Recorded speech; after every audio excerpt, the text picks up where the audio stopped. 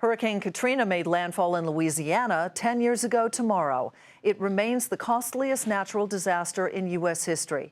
So what happens when a major U.S. city has a near-death experience? And now we have a much better idea, a decade after that storm nearly wiped out New Orleans.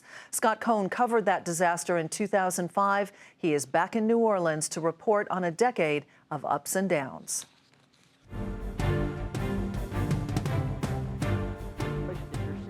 The floodwaters are long gone.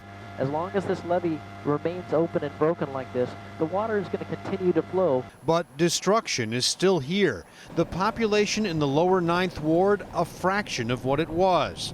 This is the question by which the recovery of New Orleans must be judged. And until there are more than 34% people back here, the recovery of New Orleans is not complete.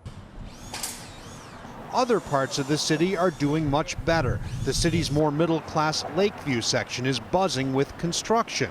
At the Data Center, a nonprofit group established well before the storm, researchers have been working to make sense of it all. Folks who are doing okay or well before a disaster do better.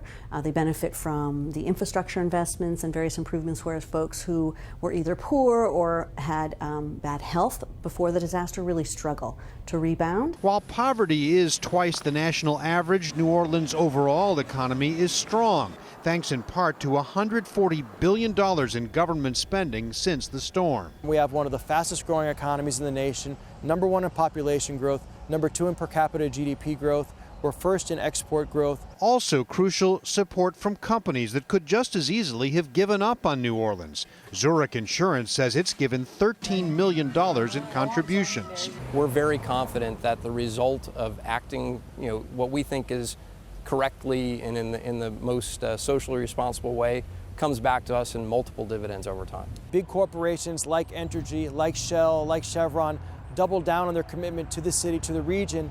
And I think in large part as a result of that, New Orleans today is much more vibrant than it's been since the late 60s. That kind of commitment is more important than ever now as the memories and the money from Hurricane Katrina begin to fade, leaving New Orleans to move forward on its own 2 feet. Scott Cohn, Nightly Business Report, New Orleans.